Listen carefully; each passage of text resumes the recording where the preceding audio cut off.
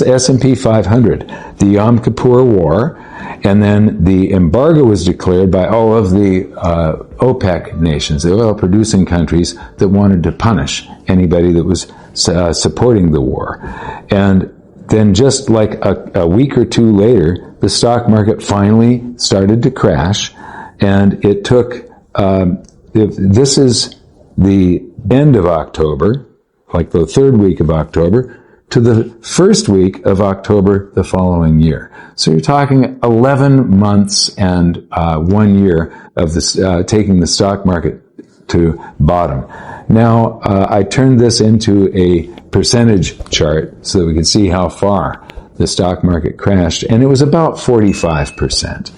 And then I did a 20-year chart here. I wanted to see how long did it take to get into permanent recovery, where your stocks were always above the level of when the war started. And it was about 9 years that it took. And here we have a percentage basis, and it took that 9 years to get back into permanent profit. And you can see that it was up after 20 years from the beginning of the war. It was up 325%. But is that purchasing power? No, that's the points on the S&P 500. If you adjust it for inflation like this, you see that you were actually underwater for about 17 years. The entire U.S. economy was set back by 17 years from that war that was only a 7% reduction in oil. Now we have an 11.5%, but now we've added Russia to the mix. They've become demand instead of supply. And so I don't know exactly what the percentage is, but it's probably somewhere close to 20% now. This is one of the most important charts you're going to see. This is world GDP, real GDP, compared to world energy consumption. Look at the correlation. Chris Martenson often says that the economy is energy, and energy is the economy. You just can't have an economy without energy. And so the better a country does, the more they have to consume energy. Now, the problem with this data, I wish that from the 80s, they're collecting data every year, and you can see some little wrinkles there. I wish we could see the 73 oil embargo, the Great Depression in here, but you can't because they've got a data point every decade, 2 decades, 3 decades, even 40 years between one data point and the next as you go back to the year 1820. But it proves a point, and the point is that energy consumption and GDP are basically one and the same. There are a couple little wrinkles here. This is the global financial crisis of 2008. All economic activity shrunk, and we used less oil. This is COVID, and we shut down the world economy, and people stopped driving, and we used less oil. But they're tiny little wrinkles compared to what is coming. Economists have long argued that energy and economic output move in lockstep. You can't grow an economy without powering it, and 2 centuries of data back that up almost perfectly, with only brief dips during the 2008 financial crisis and the COVID shutdown. But those were temporary demand shocks. What's unfolding now is a supply shock hitting a global economy that has never consumed more energy per capita, with roughly 1/5 of the world's oil and LNG effectively bottled up in the Persian Gulf. Given the mathematical relationship between energy and GDP, the coming contraction could end up dwarfing anything seen so far this century. And so here's the official White House announcement of this. So, Iran attacked Oman, and also, so this is urea-based fertilizer that is extracted from liquefied natural gas in Oman, and how much of it's making it through. Notice in July, since July, nothing, 0. So there's the memorandum of understanding somewhere in here, but a few ships used to be making it through there, but for the last month and a half, nothing. This is 1/3 of the world's urea-based fertilizers. Now, I didn't have sulfur in this presentation, but sulfur is a byproduct of oil. When you refine it, you end up with sulfur. And this information Chris Martenson had in his presentation. And you need sulfur to make sulfuric acid, which you need to be able to make fertilizers that are phosphor-based fertilizers. So this is a third of the world's urea, the fertilizers, and nitrogen fertilizers. The phosphor fertilizers have also, I think it's greater than 30%, but those are gone as well because of the lack of this byproduct of refining oil, this lack of sulfur. And sulfur goes into everything. You can't heap leach all of the metals, the ore that you dig up for copper and things like that if you don't have sulfuric acid. So this is what happened to urea-based fertilizers, but this data ends in June. It's going back up, and it's going to get worse. This is the U.S. is to harvest the fewest acres of wheat in 149 years. So not only do we have a lack of fertilizer in the world, giving you a lower crop yield per acre, but we're also harvesting the least amount of acres in the United States. Ukraine farmers despair as Russian Black Sea blockade traps their harvest.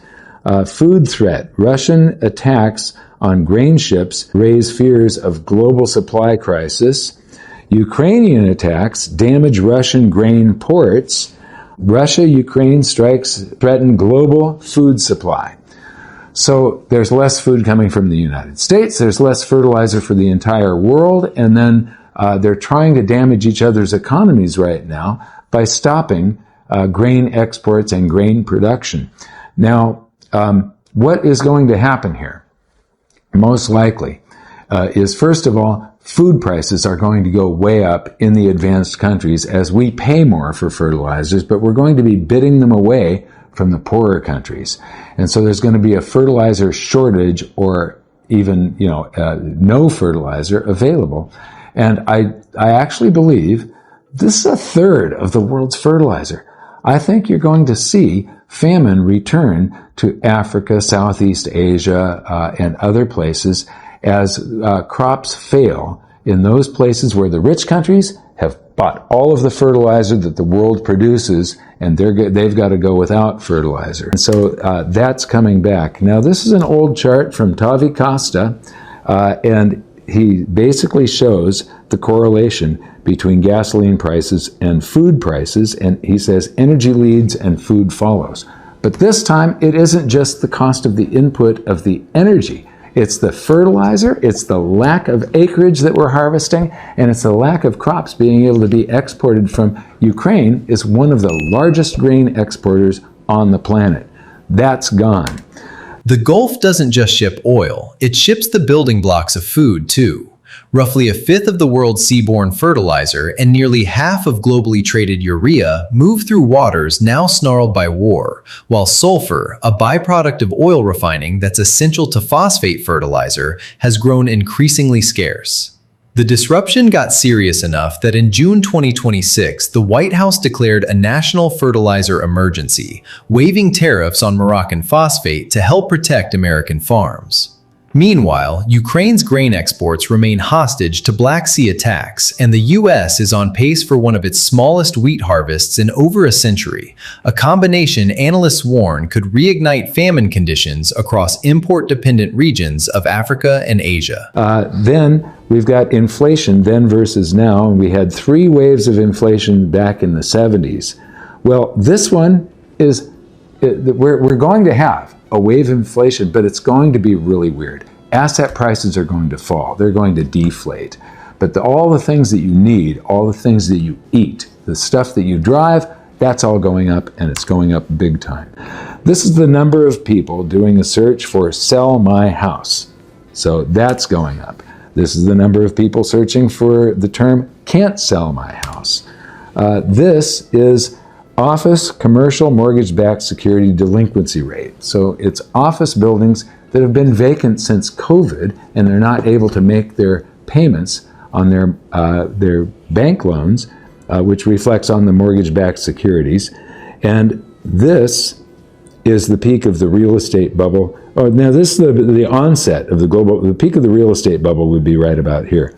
That's the onset of the global financial crisis. And it took until 2011, 2012 for the delinquency rate to peak. Look at where we are today already, and the crisis hasn't even started. We are really in for something big here, folks. This is private credit defaults, and so you can see 2008, the bank loans. This is COVID. This is a private credit 2024 crisis, and here we are today at 9.2%, and the crisis has not yet started. So you can see how much bigger it is right now, pre-crisis, than it has been ever in the past. This is the portion of loan receivables that are 60 days or more past due by credit type. So you've got prime down here, this peach line. You've got subprime, and hopefully the banks learned their lesson from the global financial crisis of 2008. Subprime is already up here. Ignore that little box. The thing to pay attention to is this peach line down here. That is what banks are counting on. That's what makes up a large portion of their balance sheet. That's what they trust in. This gives them safety. All these prime loans to all of these middle class and upper middle class white collar workers and so on.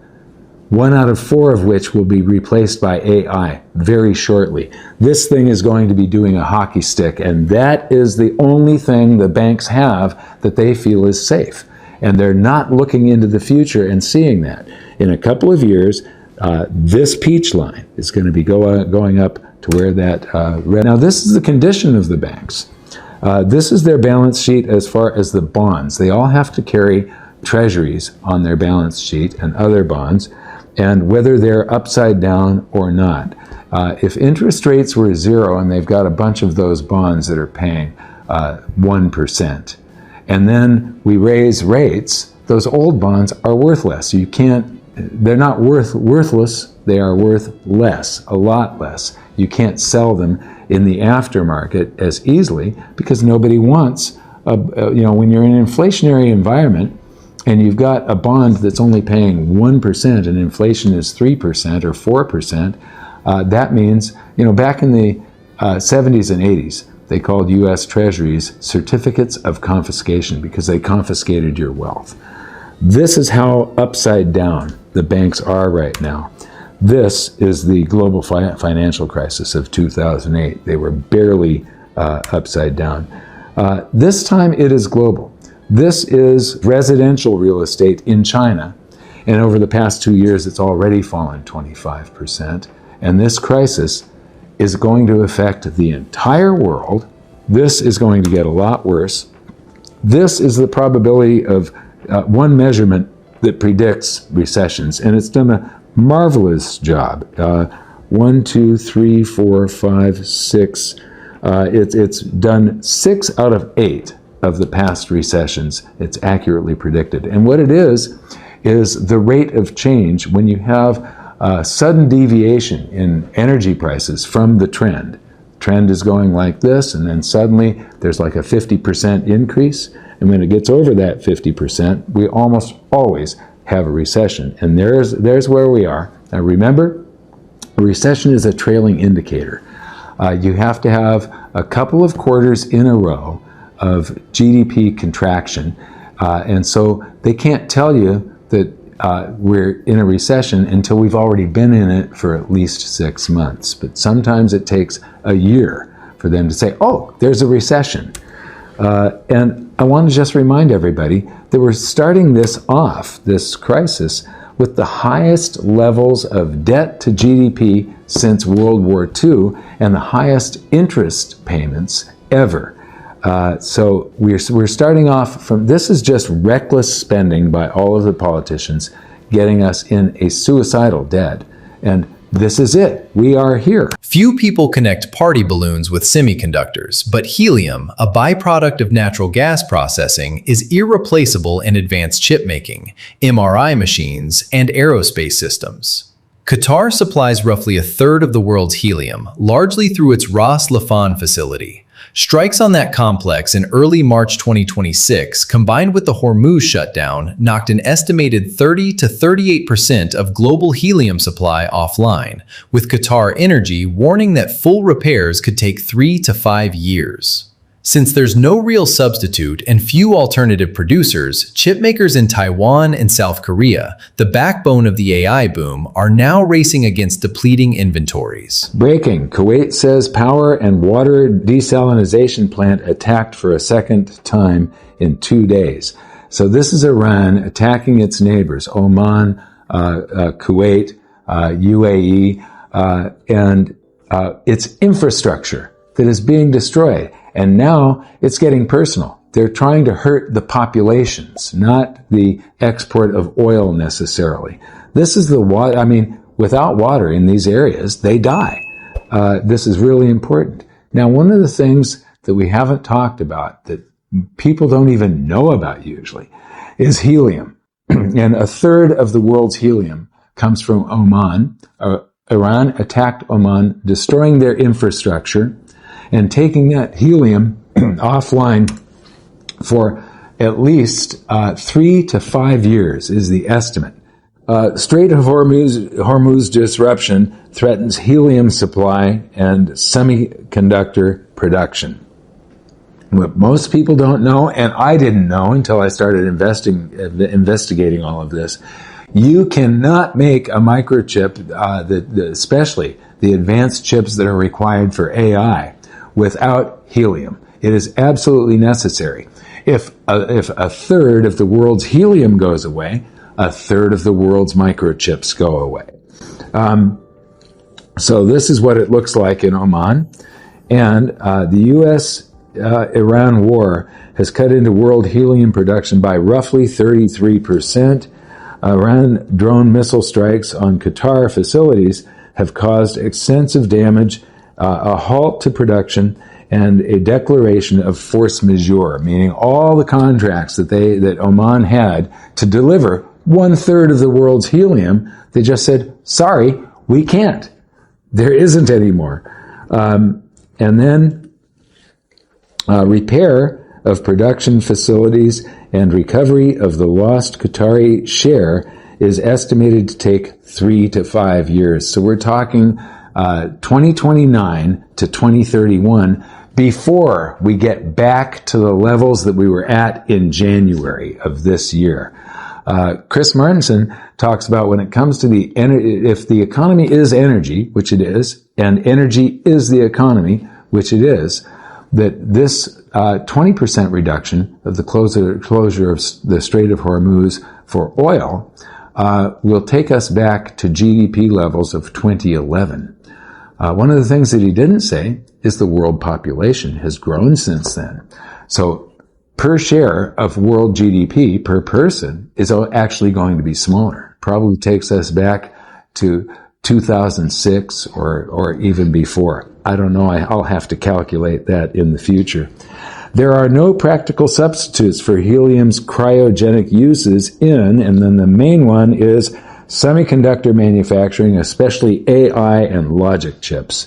Now, this is the top 10 stocks in the stock market in the United States. And you'll notice down here at the bottom is Eli Lilly and Company. So that is the only one that is not a tech stock.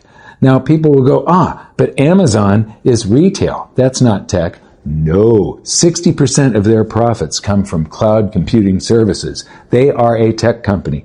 These are all the companies that the entire United States of America is betting on for the future. The stock market is propped up. This is more than a third of the stock market's entire value is wrapped up in these 9 companies. And what do they need to do all of these big data centers and the cloud computing? They need massive amounts of energy, which we no longer have, and they need massive amounts of computer chips, which we no longer have. They also need massive amounts of copper, which the world is not going to have anymore because of the lack of sulfuric acid, because of the lack of sulfur. And they need massive amounts of silver, and silver has been underinvested for decades. There's been a structural deficit for the last 7 years. You may want to consider looking at silver.